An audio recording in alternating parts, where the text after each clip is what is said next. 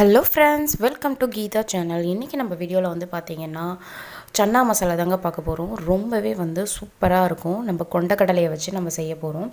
அதுக்கு நான் வந்து பார்த்திங்கன்னா ஒரு 1/4 கப் அளவுக்கு கருப்பு கொண்டக்கடலை எடுத்திருக்கேன். இதை வந்து ஒரு 8 மணி நேரத்துக்கு முன்னாடியே வந்து நல்லா ஊற வச்சு எடுத்துக்கிட்டேன். அதுக்கப்புறம் விசில் வந்து பார்த்திங்கன்னா மீடியம் ஃப்ளேமில் 4 விசில் எடுத்து வேக வச்சுக்கிட்டேங்க. இப்போது இதுக்கு உண்டான பேஸ்ட் வந்து எப்படி ரெடி பண்ணலான்னு பார்க்கலாம். அதுக்கு ஒரு கைப்பிடி அளவுக்கு தேங்காய், ஒரு பச்சை மிளகாய் சேர்த்து நான் அரைச்சி எடுத்து போல் பேஸ்ட்டாட்டம் எடுத்துக்கிறேன். இது கூட நீங்கள் தேவைப்பட்டால் முந்திரி வந்து ஆட் பண்ணிக்கோங்க. இப்போது 2 தக்காளி எடுத்து இதே போல் வந்து நல்லா அரைச்சி எடுத்துக்கலாம். அதுக்கப்புறம் வந்து பார்த்திங்கன்னா அந்த கொண்டக்கடலையில் பாதி கொண்டக்கடலை எடுத்து நான் வந்து அரைச்சி இதில் ஆட் பண்ண போகிறேன். அதுக்காக வந்து இது இப்போது வந்து அரைச்சிக்கிறேன். பாருங்கள், இது போல் நல்லா வந்து அரைச்சாச்சு. நீங்கள் வெள்ளை சுண்டலில் கூட நீங்கள் பண்ணலாம். ஆனால் டேஸ்ட் வந்து ரொம்பவே நல்லா இருக்குங்க இந்த சன்னா மசாலா. இப்போது வாங்க அதுக்கு தாளிப்பு ரெடி பண்ணிடலாம். இப்போது ஒரு பேன் வச்சுருக்கேன். அதில் 2 டேபிள் ஸ்பூன் அளவுக்கு ஆயில் வந்து ஆட் பண்ணியிருக்கேன். இது கூட ஒரு பெரிய வெங்காயத்தை பொடி பொடியாக கட் பண்ணி வச்சுருக்கேன், அதையும் சேர்த்துக்கிறேன். இது நல்லா வதங்கின பிறகு இது கூட வந்து ஒரு 4-5 கருவேப்பிலையும் வந்து சேர்த்துக்கிறேன். இப்போ இது எல்லாத்தையும் நல்லா வந்து மிக்ஸ் பண்ணி விட்டுக்கலாம். நீங்கள் தேவைப்பட்டால் அது கூட ஒரு 1/2 ஸ்பூன் சோம்பும் கிராம்பு அண்ட் பட்டை கூட ஆட் பண்ணிக்கலாம். இப்போது ஒரு 1/4 ஸ்பூன் அளவுக்கு இஞ்சி பூண்டு பேஸ்ட் வந்து நான் வந்து சேர்த்துக்கிறேன். ஸோ இது எல்லாத்தையும் நல்லா வந்து வதக்கி விட்டுக்கலாம்.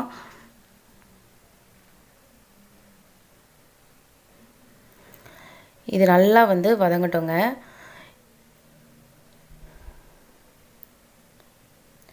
இப்போது மசாலாஸ் எல்லாம் வந்து சேர்த்துடலாம். ஒரு 1/4 ஸ்பூன் மஞ்சள் தூள், 1/2 ஸ்பூன் அளவுக்கு சீரகத்தூள்,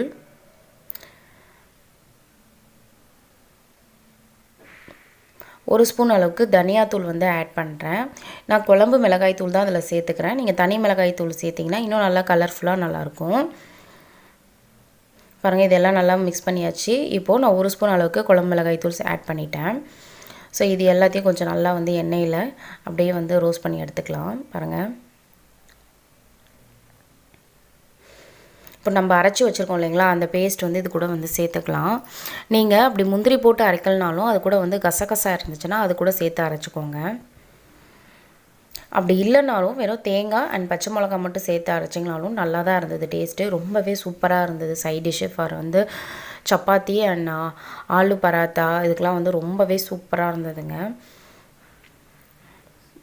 பேஸ்ட் வந்து ஆட் பண்ணியாச்சு. இப்போ இது நல்லா வந்து மிக்ஸ் பண்ணி விட்டுக்கலாம். தேவைப்பட்டால் கொஞ்சம் தண்ணி வந்து ஆட் பண்ணிக்கோங்க.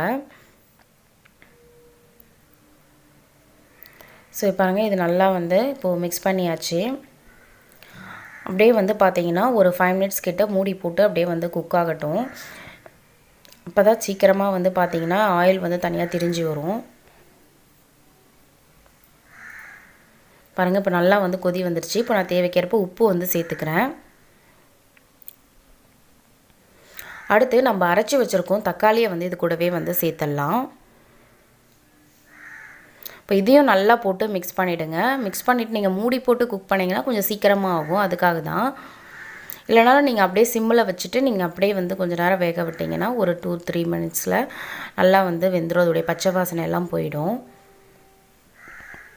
நான் இப்போ மூடி போட்டு தான் வேக வைக்கிறேன்.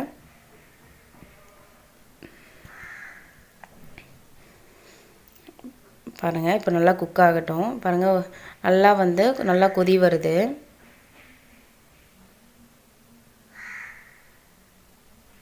சீக்கிரமாகவே ரெடி பண்ணிடலாம்.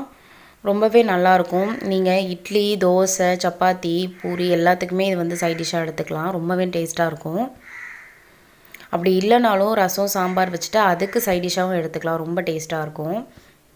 இப்போ அரைச்சி வச்சுருக்க கருப்பு கொண்டக்கடலையே இதோடு நம்ம வந்து சேர்த்துக்கலாம். இது கொஞ்சம் அரைச்சி சேர்த்தாதாங்க கொஞ்சம் நல்லாயிருக்கும். கொஞ்சம் திக்னஸாக இருக்கும். அது மட்டும் இல்லாத சில பேருக்கு கொண்டக்கடலை வந்து பிடிக்காது. அதனால் அரைச்சி சேர்த்திங்கன்னா தெரியாது. நம்ம அதுவும் வந்து நம்மளுக்கு வந்து நல்ல ப்ரோட்டீன் கண்டென்ட் உள்ளது இது. ஸோ குழந்தைங்களும் இருந்தாங்களா அப்படியே சாப்பிட்ருவாங்க. தனியாக எடுத்து வைக்க மாட்டாங்க. அதுக்காக தான் நான் அரைச்சி சேர்க்குறேன். இப்போ தேவைக்கேற்ப தண்ணி வந்து ஆட் பண்ணிக்கோங்க. நீங்கள் அதாவது கலருக்காக காஷ்மீர் ரெட் சில்லி ஆட் பண்ணிங்கன்னா இன்னும் கொஞ்சம் நல்லா கலர்ஃபுல்லாக இருக்கும். நான் அதெல்லாம் எதுவும் ஆட் பண்ணலை. அதுவும் தனி மிளகாய் தூள் சேர்த்தாலே இன்னும் கொஞ்சம் கலர் கிடைக்கும். இது குழம்பு மிளகாய் தூள்ன்றதுனால தான் கம்மியாக இருக்குது. இப்போ பாருங்கள் நல்லா வந்து எண்ணெய்லாம் திரிஞ்சு வந்திருக்கு.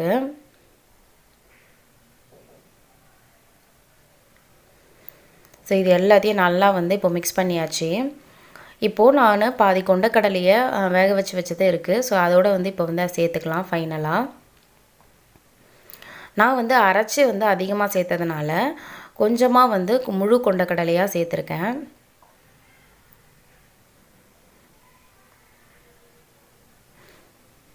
பாருங்கள் சேர்த்தாச்சு. இப்போ லைட்டாக வந்து கொதி வந்ததும் நம்ம இறக்கிடலாம். அவ்வளோதான், நம்மளோட சூப்பரான வந்து கொண்டக்கடலை கிரேவி வந்து ரெடி ஆகிடுச்சு. இப்போ கொத்தமல்லி தலையை தூவி இறக்கிடலாம்.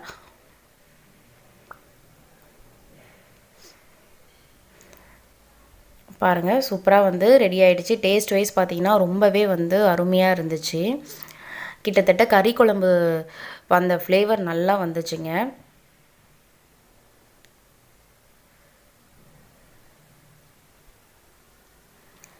இந்த வீடியோ உங்களுக்கு ரொம்பவே பிடிச்சிருக்கும் அண்ட் யூஸ்ஃபுல்லாக இருக்கும்னு நினைக்கிறேன். பிடிச்சிருந்தா கீதா சேனலை லைக் பண்ணுங்கள், கமெண்ட் பண்ணுங்கள், ஷேர் பண்ணுங்கள், மறக்காமல் வந்து சப்ஸ்கிரைப் பண்ணி வச்சுக்கோங்க.